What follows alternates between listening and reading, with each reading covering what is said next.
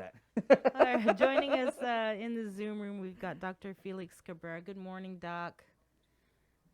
Good morning, Bree. Good morning, everyone. Big day Happy yesterday. Friday. Yeah, happy Friday. We made it to another Friday, right? So I understand hmm you got vaccinated, huh? You joined the vaccination? Yeah, I did. How did it go? I joined the vaccination. I That's love right. that. Yeah, really. It's a new community, right? That Mm. everyone wants to be part of. It's the cool community. So So I where the cool understand. kids hang out. I saw the picture. How cool was that?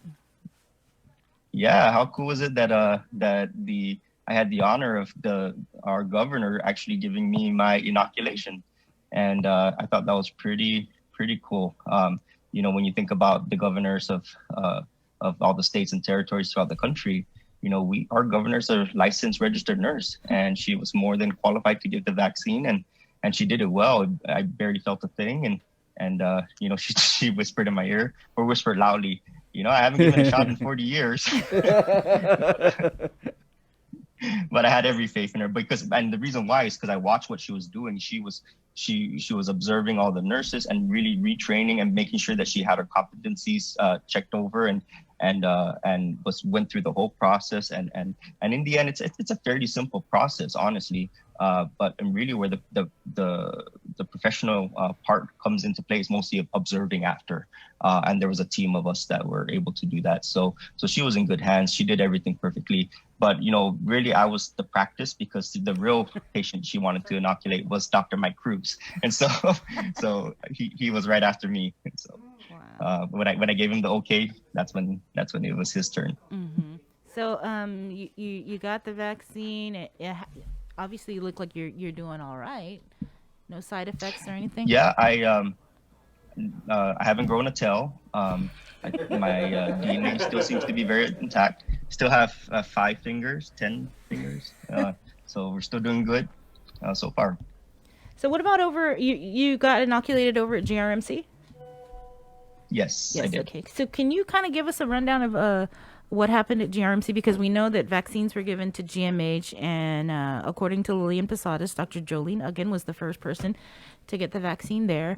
If you could tell us how hmm many vaccines, I guess, were given over at GRMC.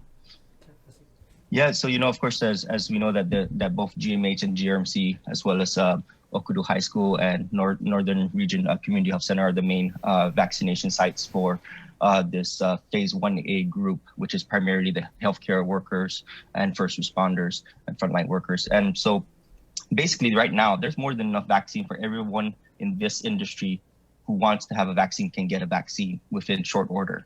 And what I mean by that is within the next week or two to at least get the first dose. So there's no issues with the numbers overall. And so we at GRMC actually the vaccination timeline was actually we were starting it at 3 p.m. because we wanted to go into 9 p.m. And that's so we can capture 2 shifts and make it available and easier. And so yeah, we could have started earlier, like everybody else had, but it made more sense for our employees there to be able to have better access. And then there'll be the same thing today, for example. But I believe the initial order was for like 170 doses for yesterday and today, for example. And then there'll be more for the following week. Mm-hmm. If we can now. Doctor, I had a question. We've seen that there's the other vaccine that's rolling out. We have the Pfizer one now. We have the Moderna, whatever, that's coming. And when we do get around to the general public being able to get their vaccinations, is there a particular reason that someone should choose one of the vaccines over the other? Are the ingredients similar or what? Yeah, it's you rarely get this, but in this situation, they're so close to each other because the actual mechanism of how it works and the way it was manufactured are almost identical. The only thing that wasn't completely identical is how they performed their trials, and even then it was very, very similar. So we got actually very similar results in terms of efficacy, and we have very, very similar results in terms of the potential side effect profile there, which is very minimal. And so because of that, there really isn't any recommendation for one over the other. The one big difference we do know is that with the Pfizer one, it requires the ultra low cold storage, and then the Moderna one does not. But there's a caveat to that. The only reason why right now, at least, that the Pfizer one requires the ultra cold is because that's what that was part of their testing process.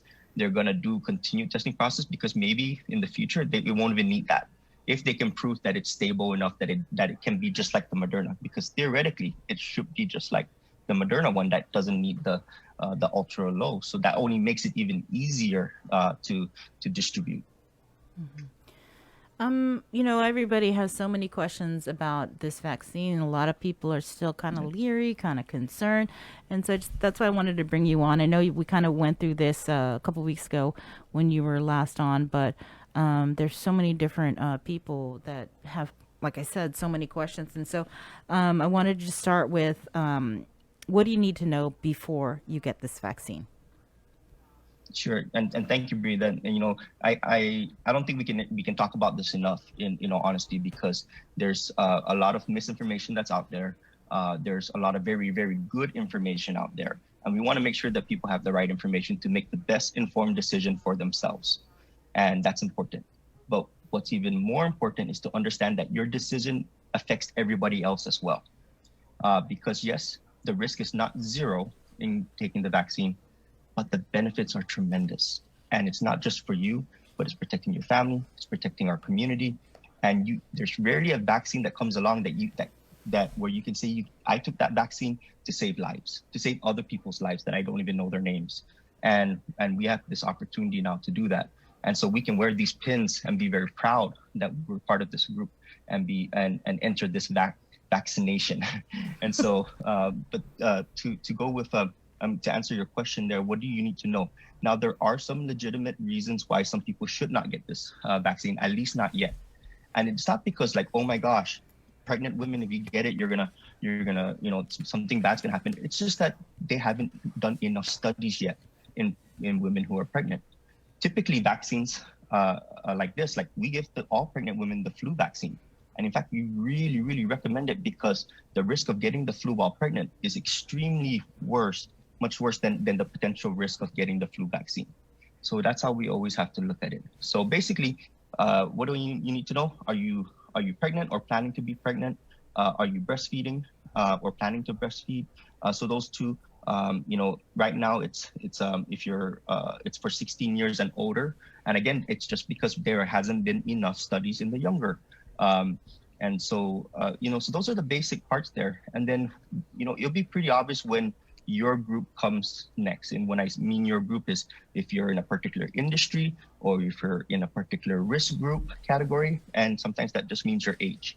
And so, that time, your time will come, and we feel strongly that, definitely in the next about 3 to 4 months, anyone who wants a vaccine will have the opportunity to get one within this time frame.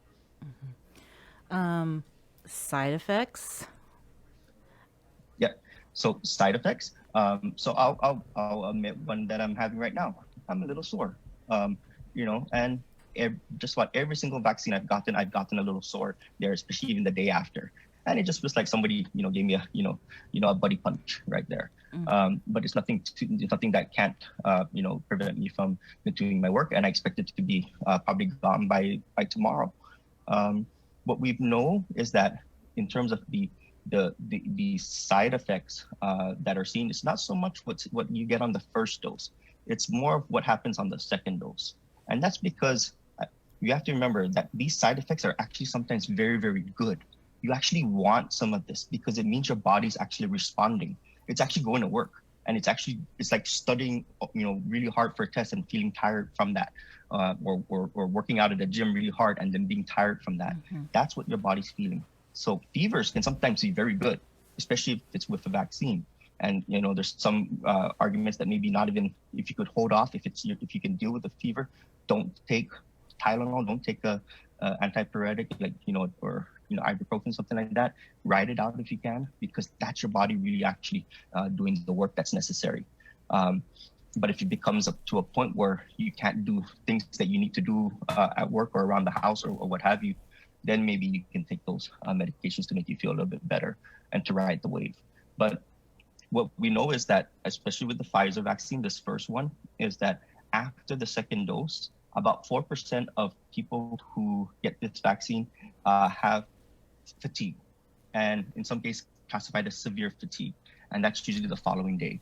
So maybe plan on not going to work that next day, okay, and having that second day off. That's just your body needing a chance to study up and work out and do what's necessary. 2% get a headache after that second dose, and again with rest and proper hydration, that's probably gonna be resolved fairly easily. And then after that, it comes down to the soreness in the arm, and then some body aches, and those are even like much less than a percent. So really, what I'm telling you is that these are side effects that we can write out very in 1 to 2 days.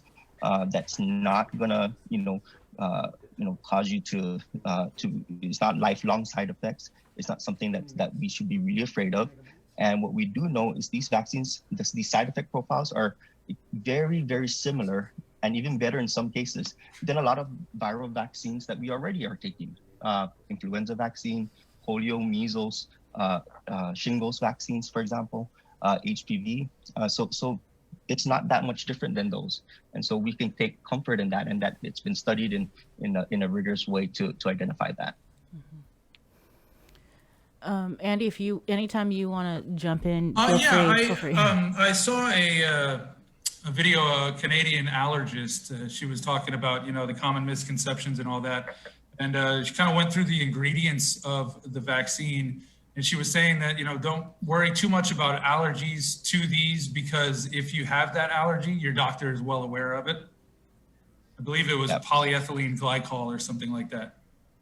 Yeah, and polyethylene glycol is in a lot of things overall.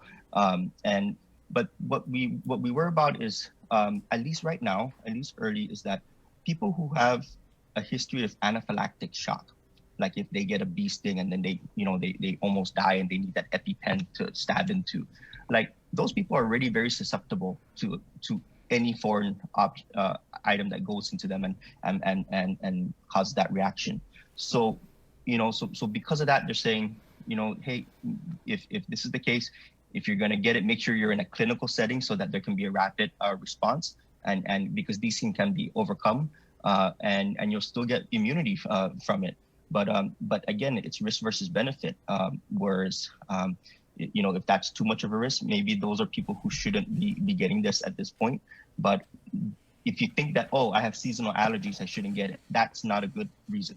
That's not the same thing. And so we have to have good understanding about that. And yeah, you're right. If you think you're not a candidate for this, you should consult your doctor, and you and your doctor should make that decision. Please don't make that decision by yourself.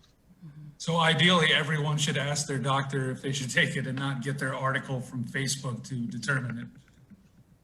Yeah, especially if you're seriously thinking that you have a legitimate health reason why you should not take it, then I think it's a really good idea to consult your doctor. If you decide to get it because you feel comfortable and you know that the benefits really outweigh the potential risk for yourself, that's really about more about 99% of the population, and you have to remember that.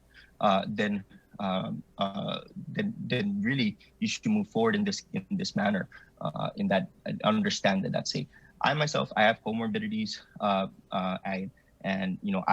have a newborn at home. I want to protect my patients. I want to protect my family. I have a lot of very good reasons, and I think a good reason also is that I want to set an example. If you're trying to lead, you need to step in front and actually go first and lead in some of these cases. And I think that was an important part, and that's why we took this step as well, because we felt it important. And we believe in this vaccine because science matters, and I very much believe in the science that went into making this vaccine. And there are a lot of skeptics out there, and they're skeptical because of buzzwords. Okay, they hear that buzzwords about luciferase or you're gonna get 5G in your body or something like that. Sorry, Jason, my 5G phone hasn't kicked off yet with this vaccine. I know you're hoping for that, and so but we really have to press the reset button and re-examine our hesitancy in getting in this, and make sure it's based on data. And it's really, really important to understand that.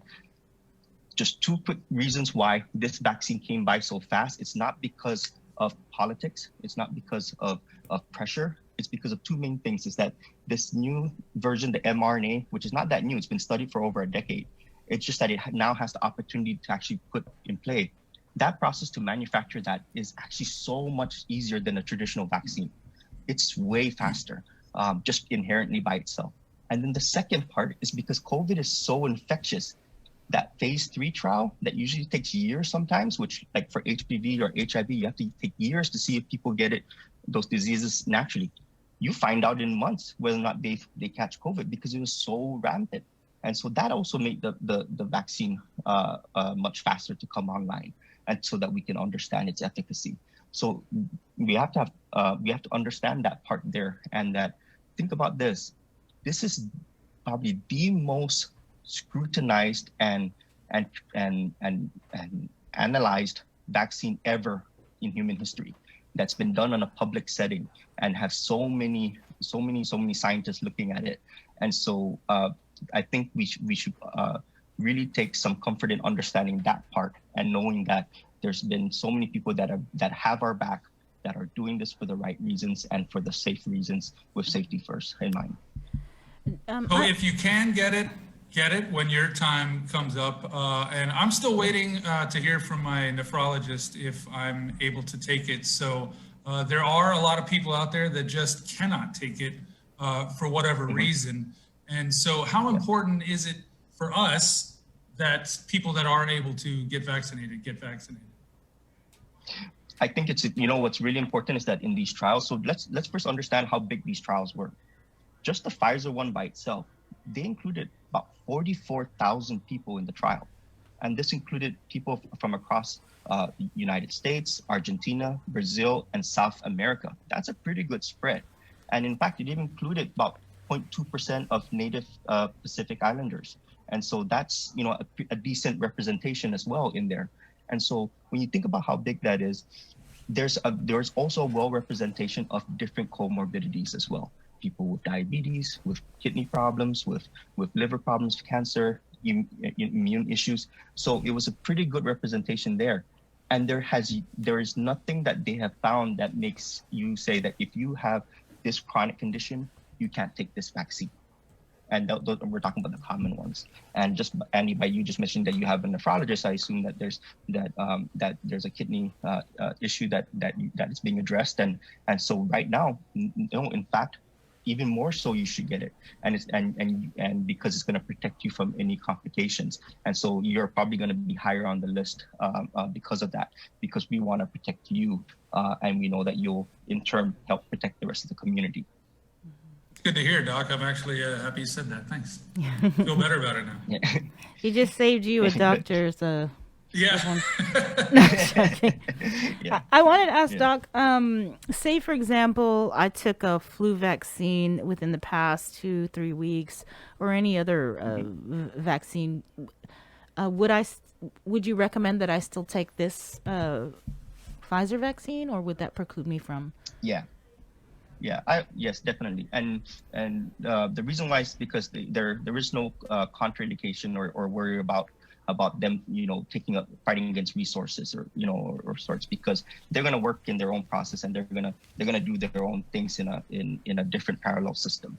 The influenza vaccine is very, very different than the corona vaccine in terms of the antigens and things that make the immune system respond. And so they're working in different departments, so you'll be fine.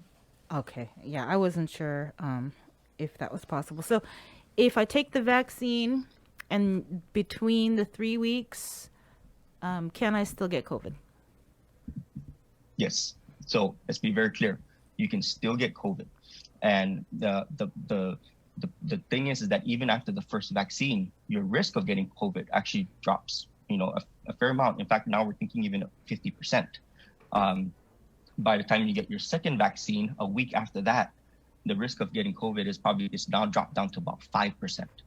But that is still not 0%, which is why it is very, very important that we still do our 4 W's. Wear your mask, wash your hands, watch your distance, and have the willpower to do this 100% of the time, even though you've been vaccinated. And so because there's still that chance, that 5% chance that you may get COVID, or that even if you may not know it, but you still also may be a vector, you still may be able to transmit it. And maybe if you didn't get the vaccine, you would have had really bad symptoms. You may have ended up in the hospital. But now that you have the vaccine, might be tiny bit of symptoms. Maybe now you're one of those that are asymptomatic. But guess what? Now you're even more dangerous, because you can potentially, I wouldn't say more dangerous, but not, you could still potentially transmit the virus without knowing it. So even more reason to be vigilant and to not let our guard down. What if you have had COVID? Do you recommend that they get vaccinated? Or should So they? it's, there's been good opinions about this, and right now it seems like a lot of the experts are saying is that, one is that if you have COVID within 90 days, within about 3 months or so, that you've likely developed some immunity to it. Now we don't know how much immunity and how long lasting that is, but what they're saying is that because right now we're trying to vaccinate as many people who haven't gotten COVID yet. If you could take a step back in the line, please go ahead and do so. And give other people a chance to go first. And so that's what they're really saying, but it's not a contraindication. And especially the longer out, the closer you are to that 90 days, the more likely you probably want to take it sooner than later. But if you just had it 2 weeks ago, then really wait. There is no reason that you should rush to get it. But let's be clear also is that the process is so pure in a way of the vaccine, that it focuses on one major part of the coronavirus, and your body trains to really recognize that. It's like a fingerprint scanner, as opposed to somebody just trying to recognize somebody in the shadow. And when you get the coronavirus and COVID from the wild, so to speak, and you try and mount an immune response to that, you're doing it on all the different parts of the coronavirus, and you're trying to learn all these different systems. But the vaccine makes you really concentrate on that one part, and that whenever you see that part, which is the spike part of the coronavirus, it really goes to town on it, and so it becomes really more effective.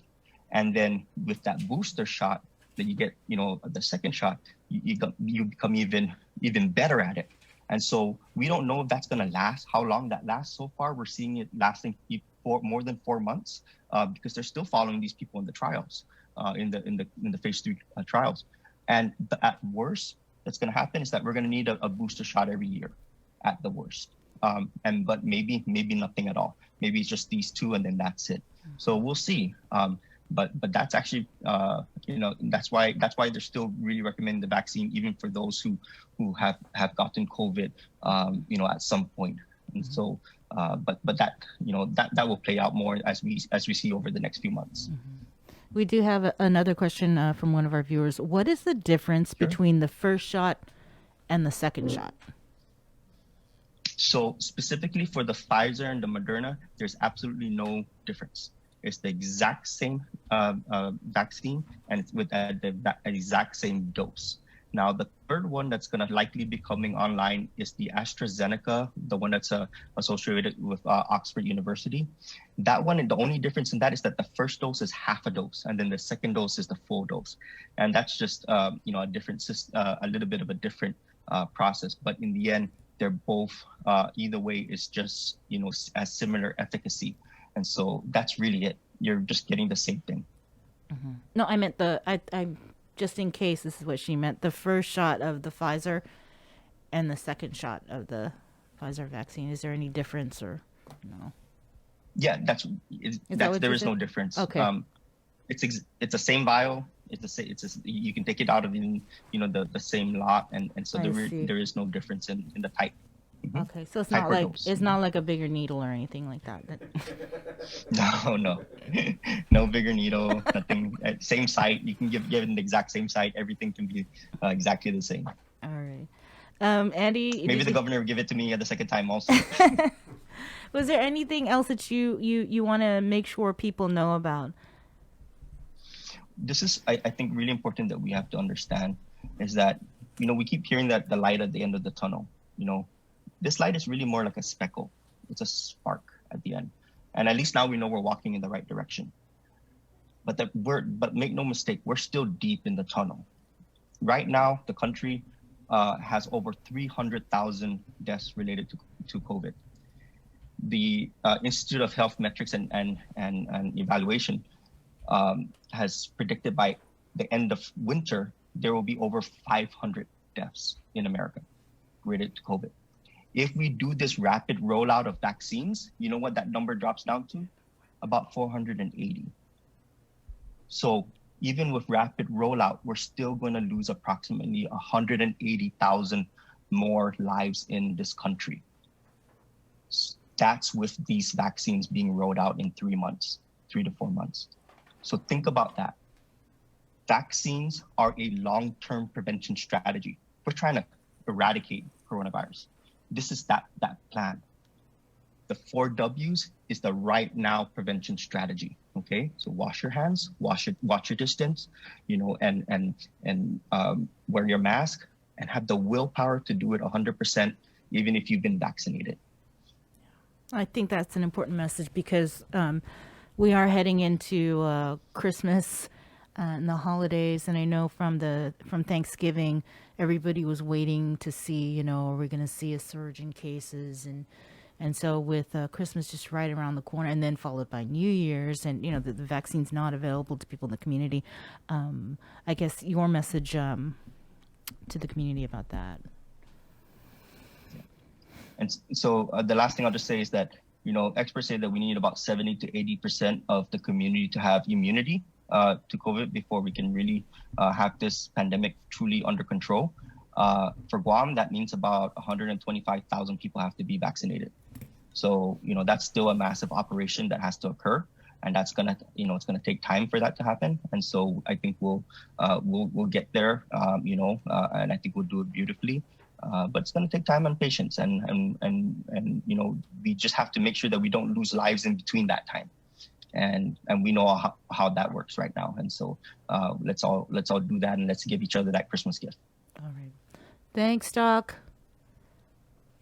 Thank you, everyone, for the time, and please stay safe, and appreciate everything that you guys do to help us spread up the good word, and making sure that people really truly have a good understanding, because here, especially, knowledge is power, and the right knowledge is even more powerful.